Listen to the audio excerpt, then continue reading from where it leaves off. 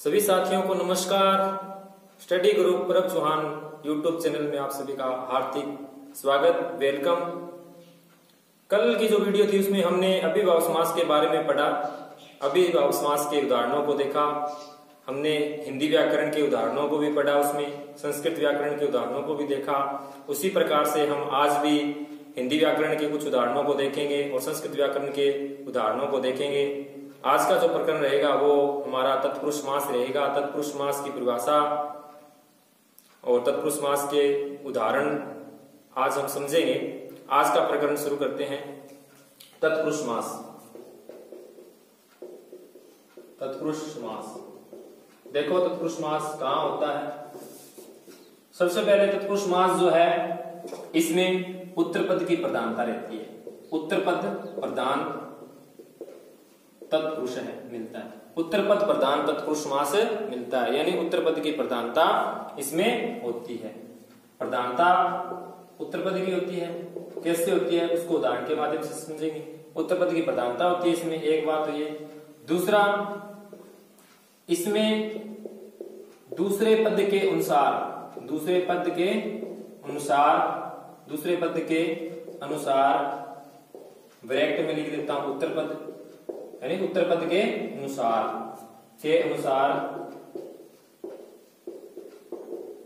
लिंग वचन विभक्ति का प्रयोग होता है। लिंग वचन विभक्ति का प्रयोग होता है। ठीक है, एक बात हो गई। प्रधानता किसकी रहेगी? उत्तर पद की प्रधानता रहेगी। दूसरी बात, इसमें दूसरे पद के अनुसार क्या है? इसमें दूसरे पद के अनुसार लिंग वचन विभक्ति का प्रयोग होता है। इसके अलावा इसके अंदर क्या है? देखो इसके अंदर विग्रह करेंगे ना। देखो इसमें विग्रह करने के लिए कारक विभक्तियों का प्रयोग करते हैं। कारक विभक्तियों का प्रयोग करते हैं। कारक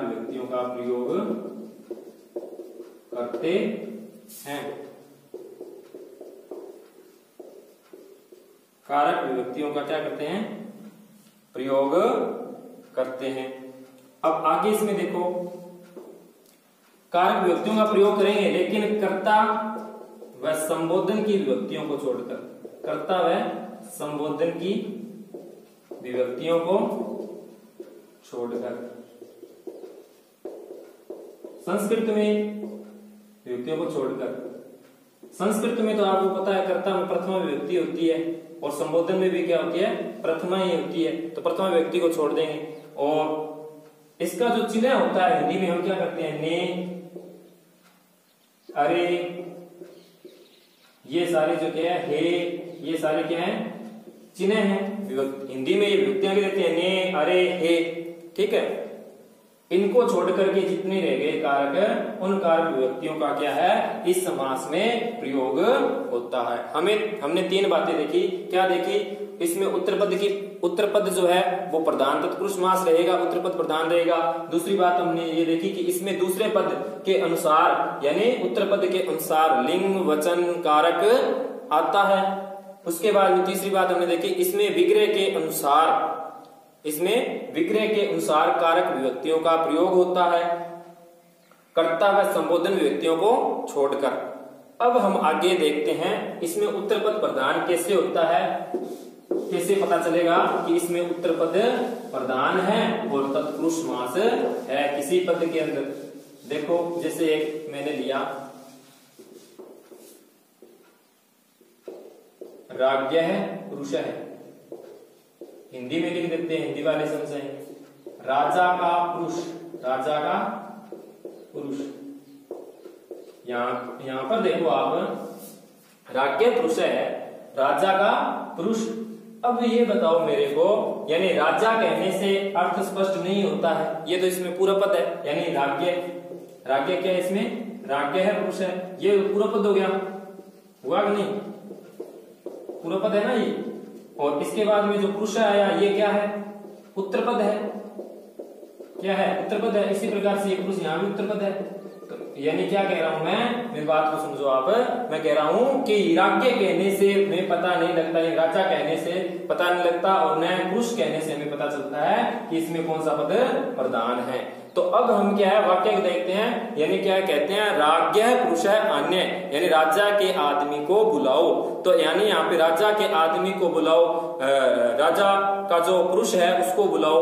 तो यानी यहाँ पे राजा तो नहीं आ रहा है, राजा का कोई आदमी है, कोई सेनापति है, कोई उसका पुरोहित है यानी पुजारी है, या कोई उसका कोई भी घर का सदस्य है, तो वो आएगा, नहीं कि राजा आएगा। तो यानी यहाँ पे क्या है, पुरुष पद प्रधान हुआ नहीं हुआ, यानी क्या है, राजा का कोई क्या है आदमी है, कोई भी सेनापति हो सकता है, उसके घर के रिश्तेदार भी हो सकता है। तो इसलिए क्या है, यहाँ पे राज्ञ जो शब्द है वो प्रधान न होकर के पुरुष प्रधान है, यानी क्या उस राजा का कोई न कोई आदमी है। तो यहाँ पे पुरुष प्रधान हुआ कि नहीं हुआ, और पुरुष जो पद है वो उत्तर पद है कि नहीं है ना। इसलिए उत्तर पद प्रधान होने के कारण कौन सा समास हुआ, तत्पुरुष समास हुआ। ये क्या, इस प्रक्रिया को क्या कहते हैं, इस समास की प्रक्रिया को तत्पुरुष समास कहते हैं। हमने उदाहरण के माध्यम से इसको समझा। आगे देखो हम उदाहरण देखते हैं। पहले हम उदाहरण देखते हैं संस्कृत के अंदर, और उसके बाद में हिंदी व्याकरण के जो उदाहरण है उनके ऊपर हम बात करेंगे। देखो क्या कहते हैं, जैसे कुछ उदाहरण है उनको मैं उदाहरणों को लिखता हूं। जैसे कृष्णम श्रितः, कृष्णम श्रितः एक उदाहरण है, कृष्णम श्रितः।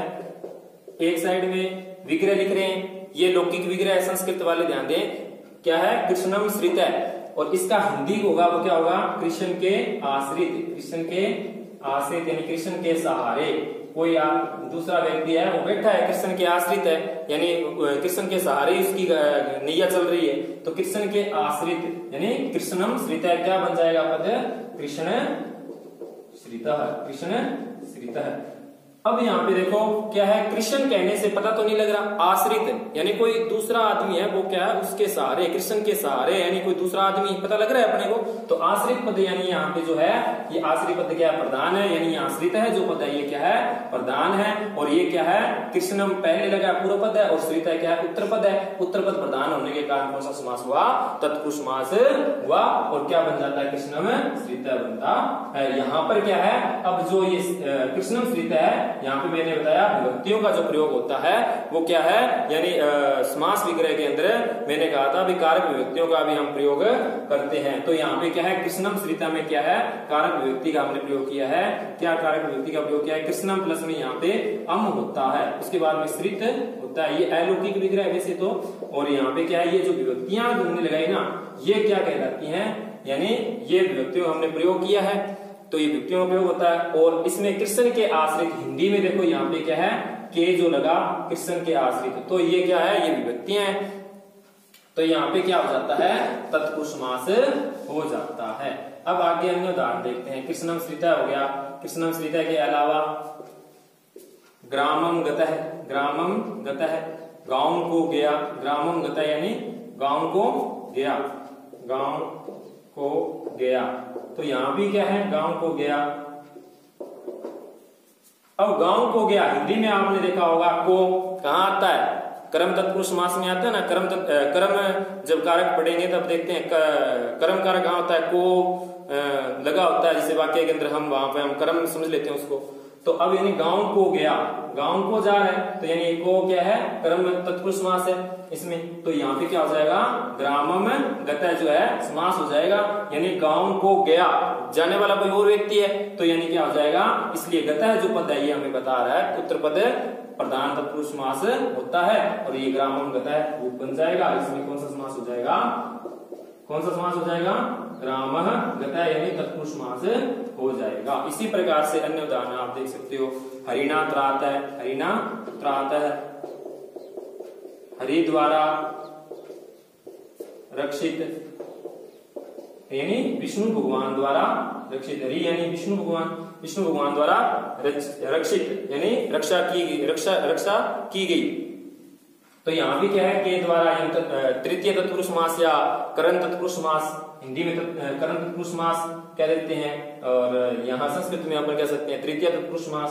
तो यहाँ पे क्या बन जाएगा, हरि त्रातः, हरि हरित्रातः, हरि द्वारा रक्षित यानी हरित्रातः। इसी प्रकार से अन्य उदाहरण आप देख सकते हो, भूते व्यय बलि, भूते व्यय बलि, भूते व्यय बलि। अब इसमें भी इसी प्रकार से देखो, भूतों के लिए बलि, भूतों के लिए बलि, के लिए बलि। अब यहाँ पे देखो, यहाँ पे क्या है, ये के लिए विभक्ति का प्रयोग हुआ है, यहाँ द्वारा हुआ है, तो यानी जहां द्वारा आए से ये द्वारा, तो वहां पे करण होता है, और के लिए संप्रदान होता है, को कर्म होता है, तो यहाँ पे के लिए है वो संप्रदान है, संप्रदान के लिए, तो यहाँ पे क्या हो जाएगा, संप्रदान है तत्पुरुष समास हो जाएगा, यानी चतुर्थी तत्पुरुष समास हो जाएगा। तो क्या बनेगा, भूत बलि बनेगा, भूत बलि ही बनेगा। ठीक है, इसी प्रकार से आप बना सकते हो, चोर भय, चोर, चोरात भयम, चोरात भयम विग्रह होगा, और क्या है, चोर से भय, चोर से डर। तो अब यहाँ पे चोर से भय, तो अब क्या बन जाएगा, चोर भयम बन जाएगा। इसमें भी क्या है, पंचमी तत्पुरुष समास या अपादान तत्पुरुष समास हो गया। इसी प्रकार से आगे देखो, संबंध तत्पुरुष समास, इसका उदाहरण है, जैसे मैंने ले लिया उदाहरण है, राज्ञ है पुरुष है, वो ले लो, राज्ञ है पुरुष है, यानी राजा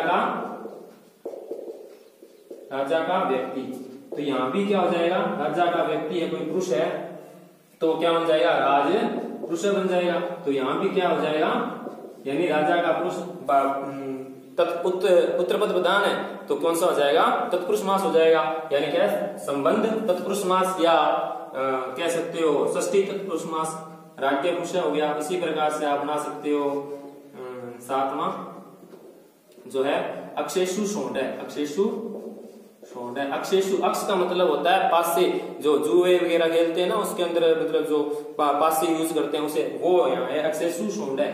ठीक है, पासों से खेलता है, अक्षेषु शोंड है, तो क्या हो जाएगा, यानी पासों से खेलना, पासों से खेलना, यानी पासों से खेलना, तो यानी क्या बन जाएगा, अक्ष शोंड बनेगा।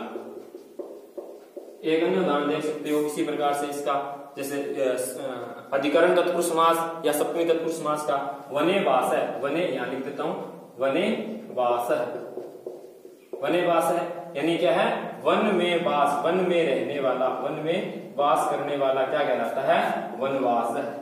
ठीक है, तो यहाँ पे क्या हो जाएगा, ये वनवास है जो है, इसमें क्या हो जाएगा, अधिकरण तत्पुरुष समास हो जाएगा, यानी सप्तमी तत्पुरुष समास हो जाएगा। इसके बाद में हम अब आगे देखेंगे, ये तो हमने अब तक जो उदाहरण देखे संस्कृत व्याकरण के अंतर्गत जो उदाहरण है, इसके अलावा हम हिंदी व्याकरण के अब उदाहरणों को देखते हैं।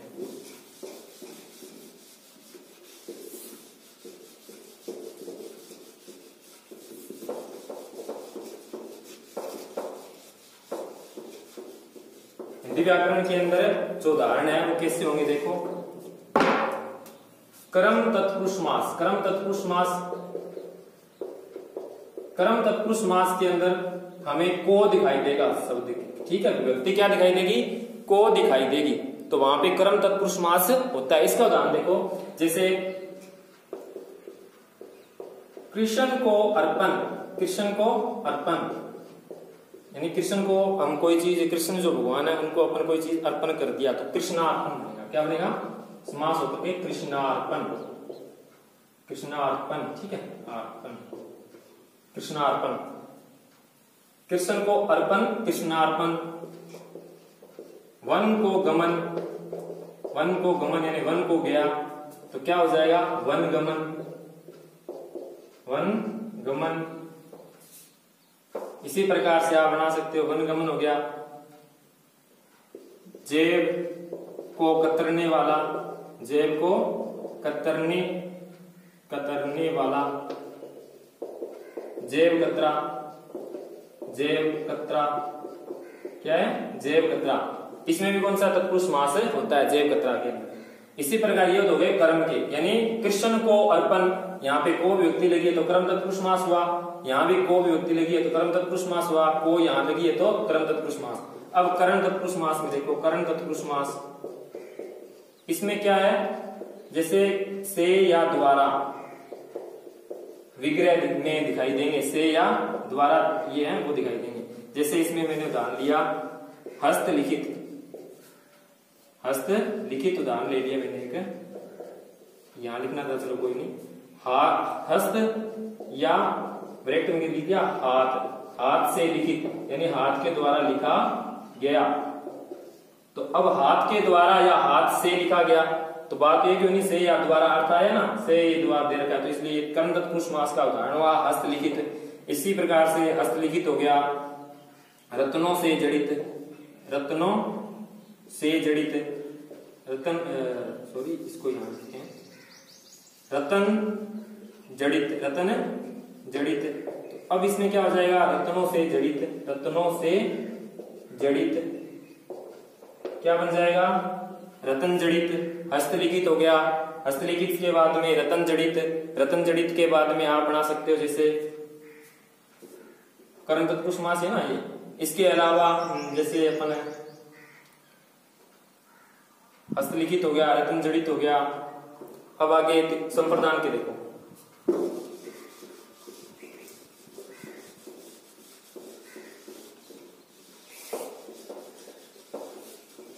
संप्रदान तत्पुरुष समास के उदाहरण देखो। संप्रदान तत्पुरुष समास के उदाहरण जो है वो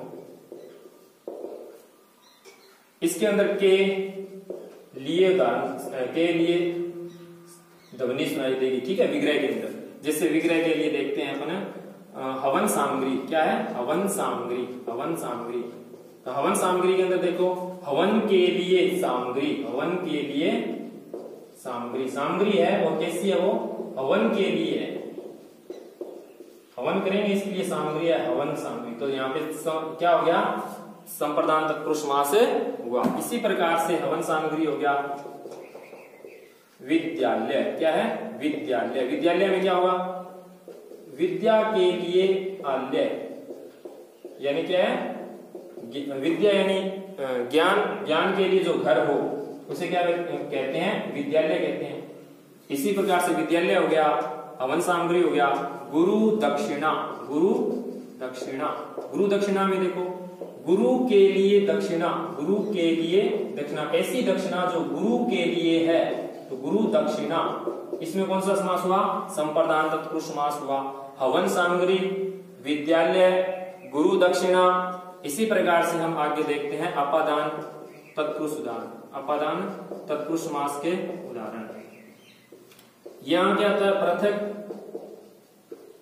से अर्थ में आएगा, ठीक है। तो यहां से देखो, जैसे मैंने उदाहरण ले लिया पद च्युतः, पद से च्युत यानी पद से हट गया, हटा दिया, पद से हटाना, पद च्युत हो गया।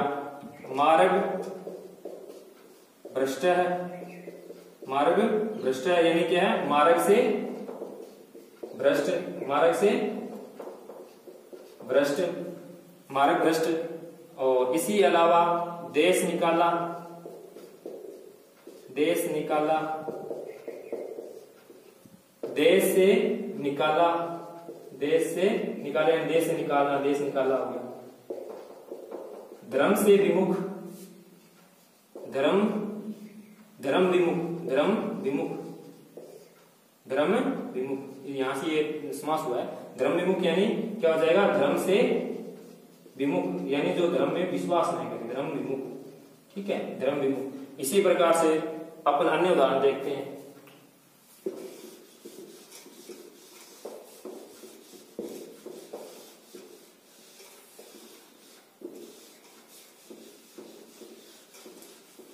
संबंध, संबंध तत्पुरुष समास।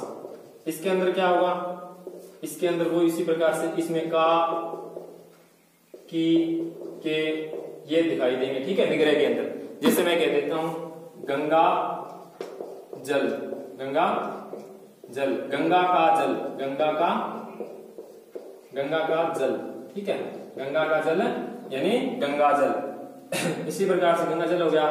राजमाता, राजा की माता, राजा की माता, राजमाता। इसी प्रकार से अमचूर, आम का चूरण, आम का चूरण क्या हो जाएगा, आम चूरण। यानी यहाँ पे का लगा है, इसमें की लगा है, का लगा है, तो इसमें क्या है, संबंध तत्पुरुष समास जो है ये उसके उदाहरण है। अमचूरण हो गया। इसी प्रकार से आप और उदाहरण भी बना सकते हो। राजमाता हो गया, राजपुत्र हो गया, या अन्य आप सीतापति हो गया, बहुत से उदाहरण बना सकते हो अनेक से। इसके बाद में देखो अधिकरण तत्पुरुष समास। अधिकरण तत्पुरुष समास में क्या होगा, में पर या इसमें में पर पे अर्थ आएगा। ठीक है, जैसे मैं उदाहरण लेता हूं। उदाहरण लिया, घुड़सवार है, घोड़े पर सवार, घोड़े पर सवार, तो यहां पर अर्थ आया ना, तो घुड़सवार में क्या हो गया, अधिकरण तत्पुरुष समास हुआ। इसी प्रकार से घुड़सवारा हो गया ध्यान में मगन, ध्यान मगन क्या बन जाएगा, ध्यान मगन, तो ध्यान में मगन। इसी प्रकार से जीव दया, यानी जीवों पर दया, जीव दया। या इसी प्रकार से आप बना सकते हो कवि पुंगव, यानी कवियों में श्रेष्ठ। इस प्रकार से क्या है, ये तत्पुरुष समास होता है। हमने आज तत्पुरुष समास के अंदर तत्पुरुष की परिभाषा को देखा, उसके उदाहरणों को हमने देखा, हिंदी व्याकरण में कैसे उदाहरण होते हैं और संस्कृत में कैसे उदाहरण चलते हैं। हमने हिंदी व्याकरण और संस्कृत व्याकरण दोनों के जो उदाहरण है उनके बारे में हमने आज बात की। इसी प्रकार से हमारी कल भी जो आगे क्रमधारय समास पढ़ेंगे उसके अंदर हमारी ऐसे हम पढ़ेंगे, हिंदी व्याकरण के कुछ उदाहरणों को लेंगे, कुछ संस्कृत व्याकरण के उदाहरणों को लेंगे। तो सभी छात्रों से मेरा यही कहना है कि वो वीडियो को पूरा देखें और अपना जो समास के अंतर्गत जो भी उनको समस्याएं आ रही हैं उनका निराकरण पाएं। ठीक है, आज के लिए इतना ही। हंसते रहिए, मुस्कुराते रहिए, लॉकडाउन के नियमों का पालन कीजिए, घर पर रहें, सुरक्षित रहें, नारी का सम्मान कीजिए, बड़ों का आदर कीजिए। इसी चैनल पर फिर कल आपसे रूबरू होंगे, आपसे मिलेंगे। जय हिंद।